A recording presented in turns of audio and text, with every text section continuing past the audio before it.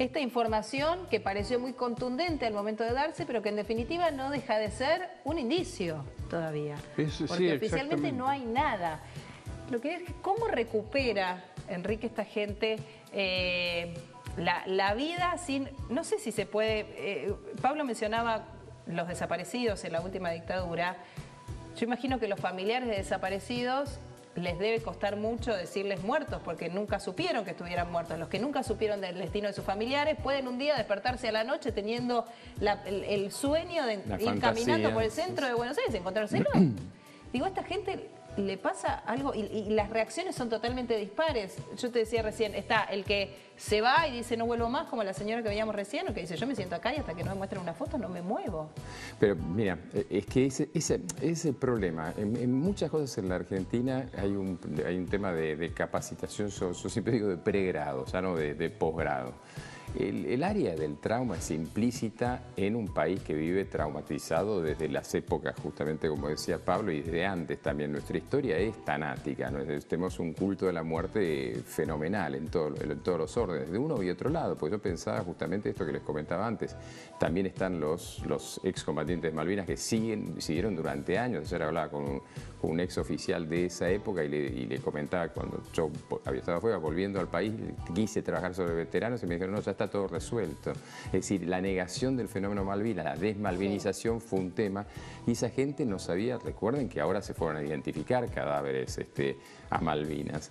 Es decir, esto que vos decís, y yo escuchaba, la señora utilizaba dos palabras muy interesantes, una orden, es decir, lo que esperan es orden es que es, díganme algo que me permita saber cómo conducirme. Si no, mi caos interno lo desplazo hacia afuera. No hay contención. No hay contención que me permita decir también qué es lo que supuestamente tengo que hacer, dónde tengo que poner mis miedos, mis fantasías o lo que sea, si no es mi cabeza que enloquece, va para cualquier lado y como vos bien decías, va para cualquier lado. En uno me quedo, en otro agredo, en otro me quedo paralizado, en otro me autoagredo, porque eso también es una cosa que pasa. Las víctimas y los familiares tienen comportamientos autoagresivos, es decir, hay que empezar a cuidar a esta gente, porque esta gente puede hacer lo que sea frente a la desesperación de no solo no saber, es decir, el fenómeno traumático no es un fenómeno racional, sino es un fenómeno en lo más eventualmente emocional, pero corporal, es decir, la gente tiene tendencia a actuar. Por eso el fenómeno de la violencia, por eso el fenómeno de me voy, me quedo. Vos misma decías, bueno, yo me quedo. Pues te das cuenta, estamos hablando todo de acto. Sí. ¿Por qué? Porque no hay una palabra organizadora que diga, miren, no tenemos ningún dato, van a escuchar de los medios de todo, pero lo que tenemos ahora es esto. Sí. Bueno, pero la Armada dice, lo dijo ayer, lo repitió ayer Balbi, el vocero de la Armada, cuando le preguntan por estas reacciones de los familiares. ¿Y qué dice la Armada oficialmente? Dice, nosotros les pusimos psicólogos, les dimos contención, les estamos dando.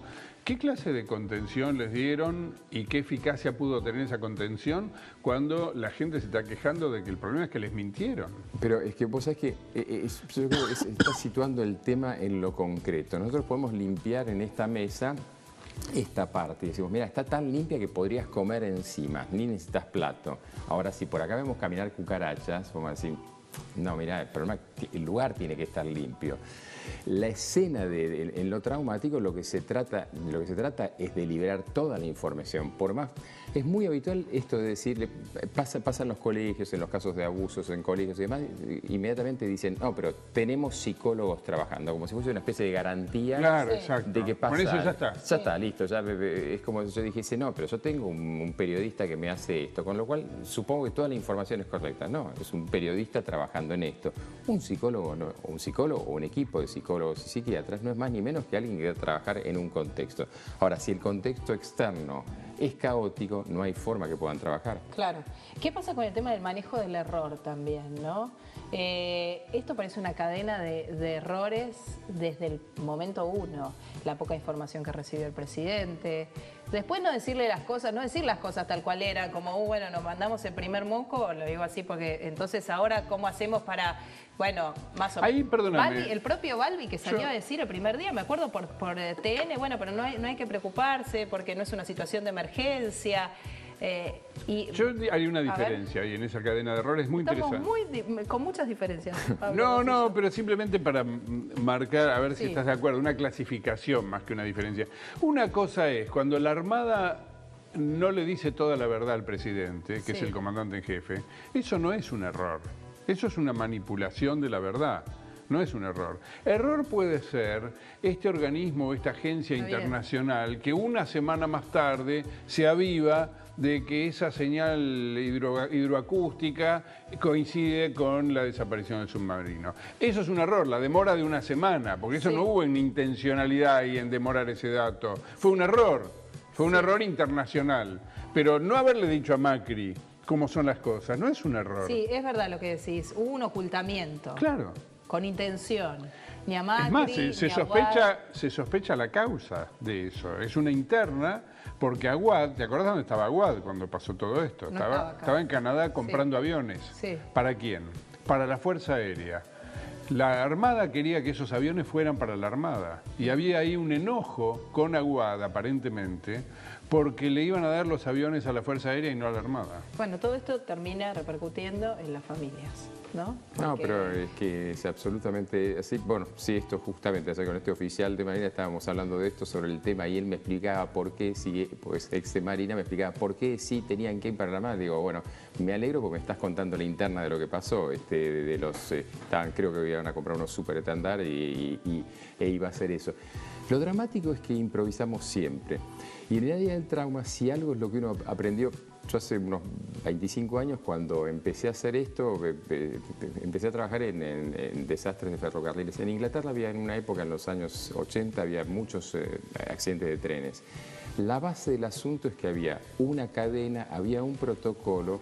En realidad, en esos países, en esas no es que hay más plata, pero sí hay un trabajo por el manual. Es decir, las cosas se hacen de cierta determinada manera. Hay un respeto por el manual, por el protocolo. Mira, te voy a contar algo que siempre insisto cuando se habla de casos de suicidio. Hay protocolos internacionales sobre cómo se comunican en los medios los casos de suicidio, cómo se comunican en los medios los casos...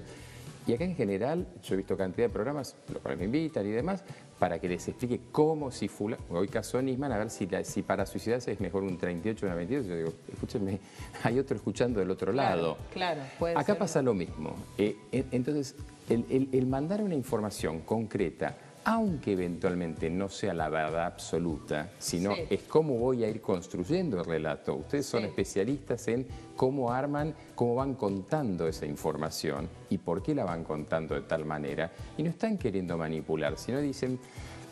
Normalmente ustedes los periodistas tienen datos previos. ¿Y por qué no los tiran inmediatamente crudos? Y porque los tienen que chequear, porque tienen que ver y entonces dicen, y si yo hago esto, voy a suscitar una serie de respuestas. En lo psicológico individual pasa exactamente lo mismo. Hay gente que todavía no cayó, digo, familiares que todavía no... se metieron en lo real de lo que les pasa, porque parece como si estuvieran viviendo una película. ¿Cómo puede ser? Que están ¿cuánto? ¿3.000 metros de profundidad?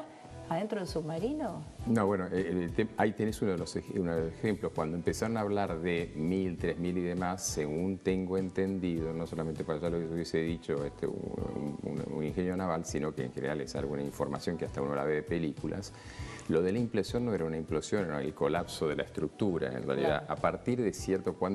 Bueno, ¿ves? Ese es uno de los errores. Cuando dice el colapso de la estructura es, o sea, digamos, la explosión y después la implosión por la misma presión del agua. Por claro, no implosión, en realidad es un tema de gradiente de presión. Claro. Pero, a ver, ahí tenés un ejemplo. Cuando le dicen, no, lo seguimos buscando, pero quizás a 1.000 metros, en realidad no están buscando nada, porque ya no hay nada, porque en una de esas a los 600 metros ya no hay submarino. Claro. Entonces, parte del tema es decir, bueno, vamos a tirar esta información porque hoy alguien va a googlear, va a poner submarino de clase tanto, hasta cuántos metros puede andar. Esto es la parte de información que es un error. Y lo que vos preguntabas antes, hay gente que todavía no va a caer, y sí, eso es la característica del trauma. El trauma tiene una primera etapa en algunas personas de anestesia para protegerse. Es un mecanismo normal que es una anestesia emocional. Esa gente que, caso AMIA, se veía caminar durante días en un estado casi que se dice de shock. Entonces, está hablando, no siente nada, literalmente no siente sensorialmente, y después en una de esas se empieza a sentir al cabo de mucho tiempo, pero traumáticamente. No han tenido la posibilidad de elaborar el duelo, porque toda esta ausencia de información Lo que impide es que vos, así te digan que esa persona querida, ese familiar murió, por lo menos puedas enterrarlo mentalmente, aunque no tengas el cadáver.